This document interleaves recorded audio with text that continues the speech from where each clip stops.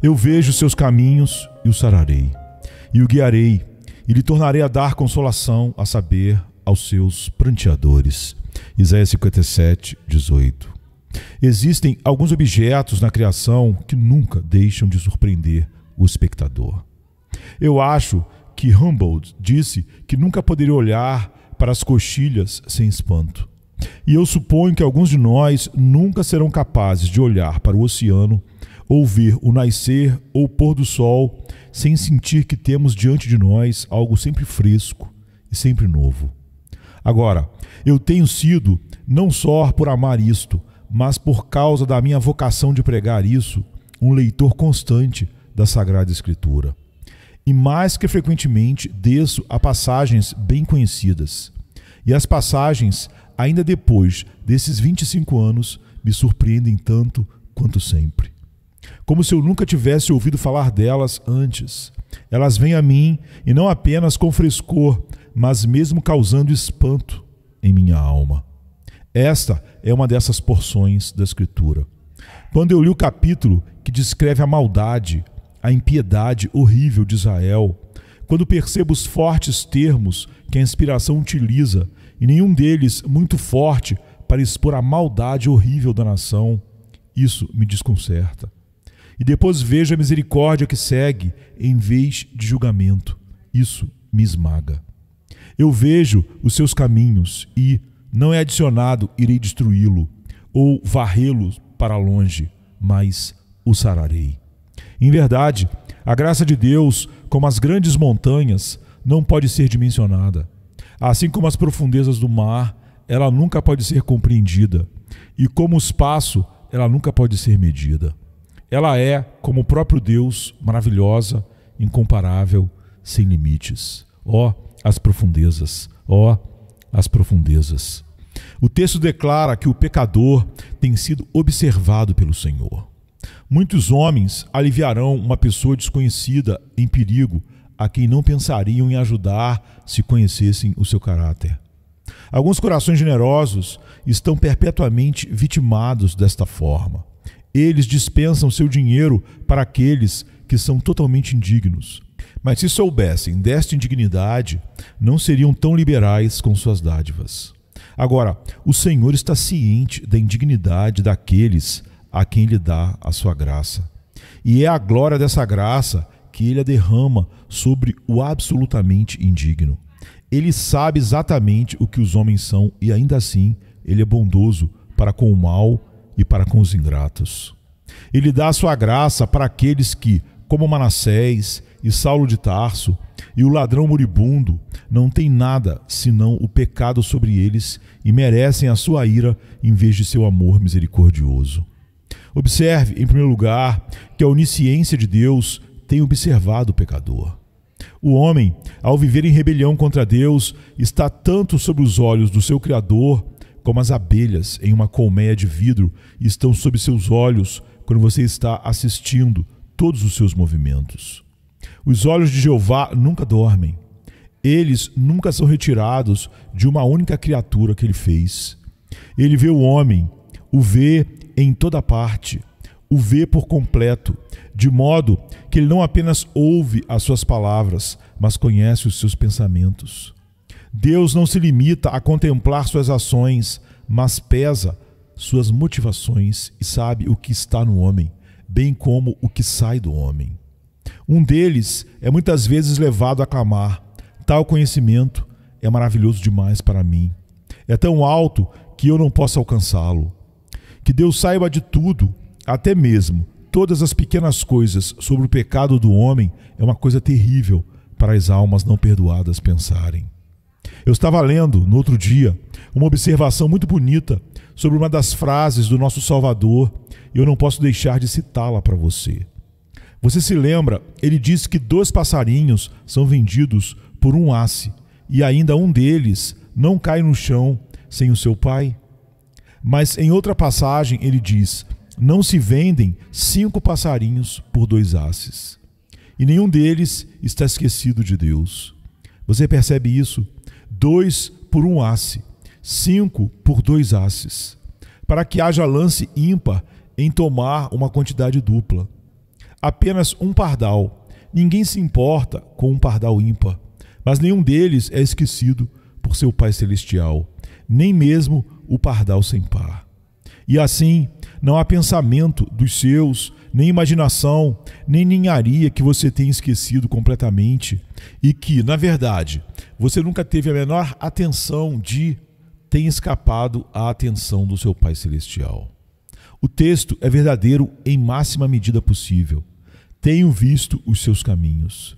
Deus tem visto os seus caminhos em casa, os seus caminhos no exterior, os seus caminhos na loja, suas maneiras no quarto de dormir, os seus caminhos interiores, bem como os seus caminhos fora, as formas de seu julgamento, os caminhos de sua esperança, as formas de seu desejo, os caminhos de sua luxúria maligna, os caminhos de suas murmurações, as formas de seu orgulho. Ele viu todos eles e os vê perfeita e completamente. E a maravilha é que, depois de ver tudo, ele não abateu, mas em vez disso, tem proclamado esta incrível palavra de misericórdia: tenho visto os teus caminhos e os sararei. Eu vi tudo o que ele fez e ainda por tudo isso eu não vou expulsá-lo da minha presença, mas vou colocar minha misericórdia e minha sabedoria para operarem com habilidade divina para curarem este pecador da maldade de sua alma. Enquanto estávamos lendo o capítulo, eu não podia deixar de sentir que era um capítulo quase demasiado forte para ler em público. Olhei-o por completo e eu disse: quer que eu leia?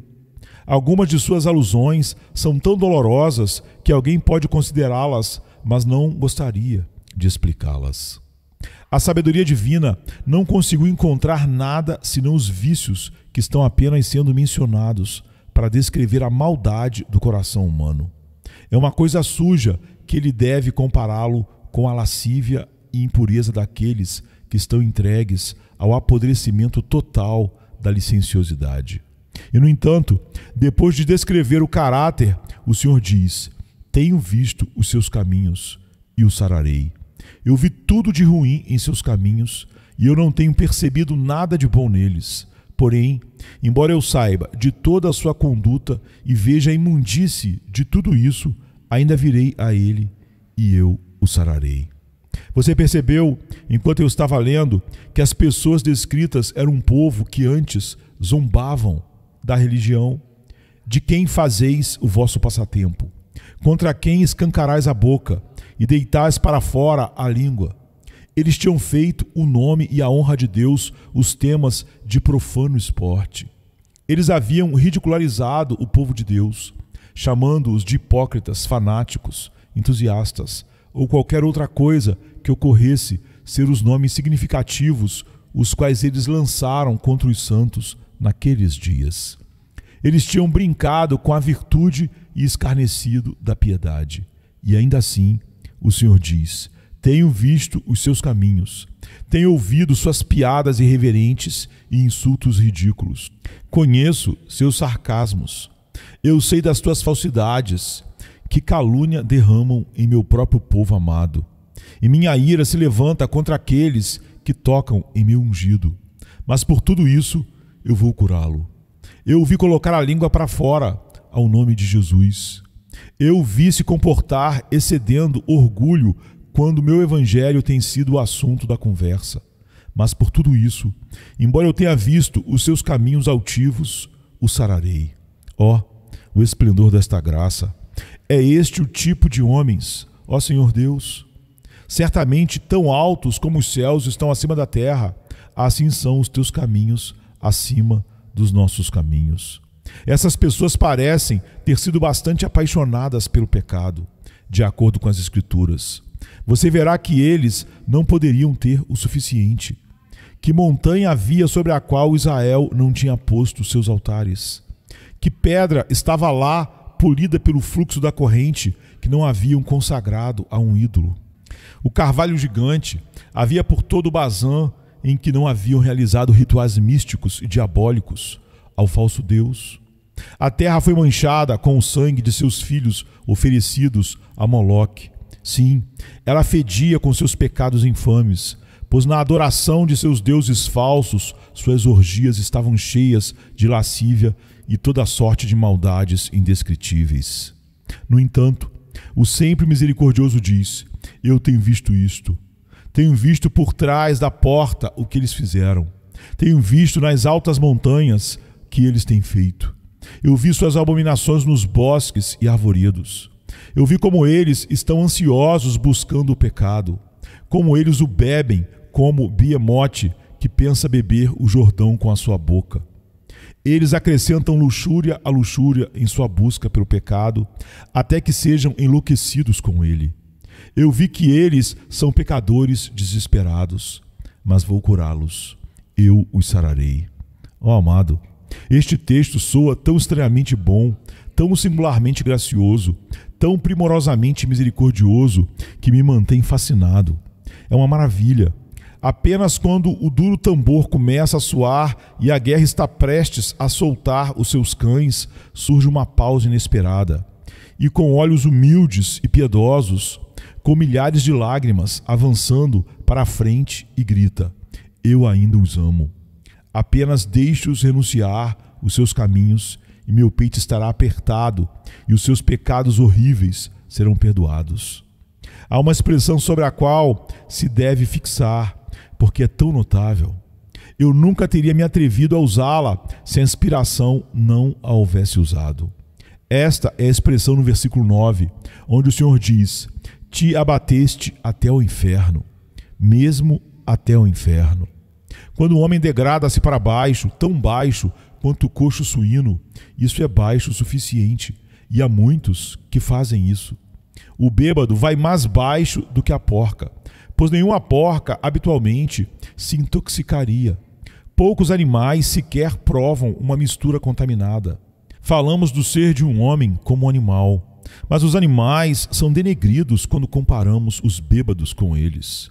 Homens afundam abaixo do mero animal porque, sendo capaz de coisas muito mais altas, eles fazem uma mais terrível descida quando se entregam até aos seus apetites mais básicos. Ai, há vícios da natureza humana dos quais o gado do campo estão isentos. O homem degradou-se abaixo da criatura sobre a qual ele recebeu o domínio. O profeta disse: te abateste até o inferno. Eu digo de um homem quando ele desafia o seu Criador e blasfema seu Salvador, quando depois de cada palavra ele usa um juramento e banha sua conversa com expressões profanas, como alguns fazem. Que bem pode haver em tal maldade desenfreada? O que se ganha com isso? Suponho que o diabo, ele mesmo, não é um tal blasfemador como algumas pessoas são, de quem tenho a infelicidade de ouvir, mesmo em nossas ruas, quando andamos. Suponho que Satanás tem algum método em sua profanação, mas uso isso por mera falta de outras palavras. Homens descem ao nível do diabo quando são maldosos para com seus pais idosos, ou, por outro lado, desnaturados para com a sua própria prole. O que posso dizer da crueldade abominável de alguns homens para com as suas esposas? Eu acredito que se o diabo tivesse uma esposa, ele não iria tratá-la como muitos homens tratam suas esposas. Criaturas chamadas homens são frequentemente trazidas diante de nossos tribunais policiais, e os encargos provados contra eles que nos fazem completamente enojados com a natureza humana. Será que o feroz leão, o tigre selvagem ou o javali tratam seu companheiro de modo tão doentio? Quantos são, portanto, rebaixados até o inferno? No entanto, ainda assim, isso deve chegar aos ouvidos de qualquer um que tenha se rebaixado assim. Deixe ouvir isso. Eu vi os seus caminhos. Eu o vi rebaixar-se até o inferno. No entanto, o sararei e o guiarei e lhe tornarei a dar consolação. Ora, diz alguém, isso parece bom demais para ser verdade. Ora, se você estivesse lidando com homens, isso seria bom demais para ser verdade. Mas você está lidando com aquele de quem está escrito: quem é Deus semelhante a ti, passando pela transgressão, a iniquidade e o pecado? Todo tipo de pecado e blasfêmia serão perdoados aos homens. O sangue de Jesus Cristo, seu Filho, nos purifica de todo pecado. Eu digo, mais uma vez, eu não sei como colocar essa declaração da graça em palavras forçadas o suficiente. Eu fico espantado. Eu não estou aqui para explicar. Eu não posso explicar isso. Eu estou aqui para apresentá-la. Mas eu não posso fazer isso completamente. Então, me surpreende que o amor eletivo de Deus deva lançar seus olhos mesmo sobre o mais vil dos vis, e então ele diga: eu tenho visto, eu sei o que ele fez, eu percebo tudo isso e ainda assim pretendo salvá-lo e eu o salvarei. O próprio céu deve se surpreender que mesmo tal desgraçado foi salvo. E o próprio inferno estremece em suas profundezas mais baixas, ao mesmo tempo que vê contra que Deus gracioso ele se atreveu a ofender. Mas devo proceder para perceber em seguida que Deus não somente viu seus caminhos no sentido de onisciência, mas ele havia inspecionado seus caminhos no sentido de julgamento. Ele diz: eu estava irado e eu me escondi, eu mesmo. Ó pecadores, não pensem que porque viemos hoje à noite para pregar a livre graça e morrendo de amor por vocês, proclamamos o perdão completo através do sangue de Jesus, que, portanto, Deus é conivente com o pecado. Não, Ele é um Deus irado e não poupa o culpado. Tão certo como o fogo consome o restolho, assim a sua ira arde contra a impiedade, e Ele a destruirá totalmente de sobre a face da terra, pois Deus está irado com o ímpio todos os dias. Não pense que quando esses pecadores do passado adoraram ídolos, o Senhor foi negligente quanto ao que eles fizeram. Não imagine que, quando estenderam a língua e zombaram dele, ele estava indiferente e mesmo estava sentado, como se estivesse sido feito de pedra. Longe disso, provocaram sua santa mente, pois ele não pode olhar para a iniquidade, nem o mal habitará com ele. Ele é como um fogo consumidor contra o mal e de modo algum o tolera. E ainda, a quem os anjos chamam Santo, Santo, Santo, é o Senhor, Deus dos exércitos, o Deus zeloso, o Deus que toma vingança e fica irado contra o pecado. Mesmo ele disse: eu vejo os seus caminhos e o sararei. Ah, se fosse uma questão de indiferença a ele! Se Deus estivesse endurecido para que ele não se importasse com o pecado, como alguns homens são, ou se ele fosse pouco sensível ao pecado, como nós somos, eu poderia entender seu perdão aos pecados. Mas quando me lembro que o pecado, por assim dizer, toca na menina do seu olho e move o seu coração e ira o seu espírito, então eu estou espantado que no mesmo momento em que ele denuncia o pecado, ele olha para o pecador e diz, com lágrimas de piedade: tenho visto os seus caminhos e o sararei. Ele é meu filho, embora ele tenha agido como filho pródigo. Eu odeio sua prostituição e a vida desregrada com que ele desperdiçou sua propriedade e a minha. Eu odeio o coxo suíno e os cidadãos do país distante. Mas meu filho, eu o amo mesmo assim. E quando ele voltar para mim, vou recebê-lo com um beijo e direi: trazei depressa a melhor veste e vestilho. Coloquem um anel na mão e sandálias nos pés, e deixe-nos comer e nos alegrarmos, pois meu filho estava morto e reviveu. Ele estava perdido e foi achado. Eu não posso confiar em mim para falar sobre este milagre do amor divino. É muito maravilhoso para mim e toca profundamente meu coração. No entanto, mais uma vez neste ponto, não foi apenas que Deus tenha visto e observado o rebelde e tinha julgado o mal do seu pecado, mas o Senhor lhe havia testado. Se você ler o capítulo todo, verá que Deus disse que ele tinha tentado recuperá-lo por castigos. Ele diz: pela iniquidade de sua avareza me indignei e o feri. Escondi-me e indignei-me, contudo, rebelde, segui o caminho do seu coração. Você vê então que o Senhor testou o homem. Ele disse para si mesmo: talvez ele não sente o mal do pecado. Vou fazê-lo conhecer. Essas pessoas têm adorado deuses falsos. Eu enviarei fome, enviarei a peste. Eu lhes entregarei na mão de seus inimigos e depois, talvez, eles se arrependerão.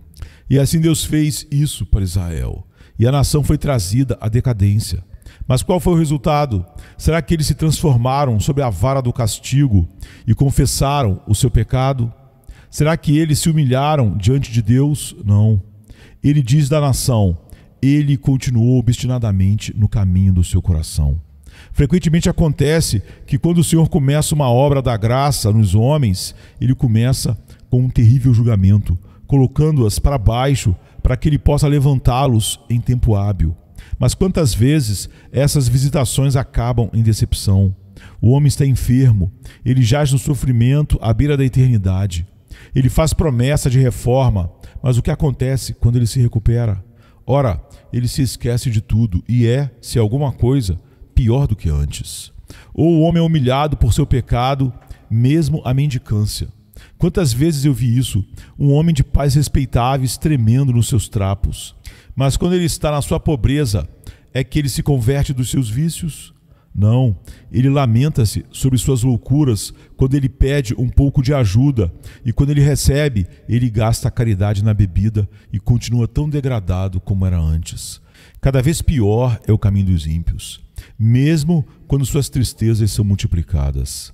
Ah, meus amigos, todas as aflições do mundo, à parte da graça de Deus, só endurecerão os homens. Quando o Senhor, em sua misericórdia, envia providências cortantes para agitar os homens em seus ninhos e fazê-los sentir que o pecado é uma coisa má, o resultado geral disso, não o resultado constante do mesmo, a parte da graça divina, é que o homem continue em seu pecado da mesma forma como antes, ou só voa de uma forma para outra. Ele está ferido pelo aguilhão, mas ele não se rende. Ele chuta contra os aguilhões.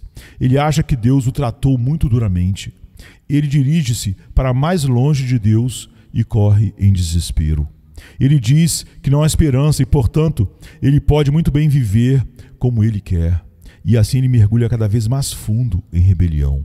No entanto, note a graça de nosso texto e seja novamente espantado. Esta pessoa tinha sido castigada em vão e até mesmo endurecida pela aflição. E ainda assim Deus diz: eu vi os seus caminhos, eu vi como ele cresce cada vez pior, eu vi como ele endurece a sua cerviz, eu vi que ele se atreve a erguer uma testa de bronze e um pescoço de ferro contra mim. Eu vi tudo, porém ainda assim o meu decreto eterno será executado. Eu o sararei, farei com que o mundo inteiro veja que a graça é mais forte que o pecado e que a misericórdia eterna não pode ser cortada, até mesmo por transgressões infames. Ó, as profundidades do amor eletivo e soberano divino! Verdadeiramente, ele é inescrutável.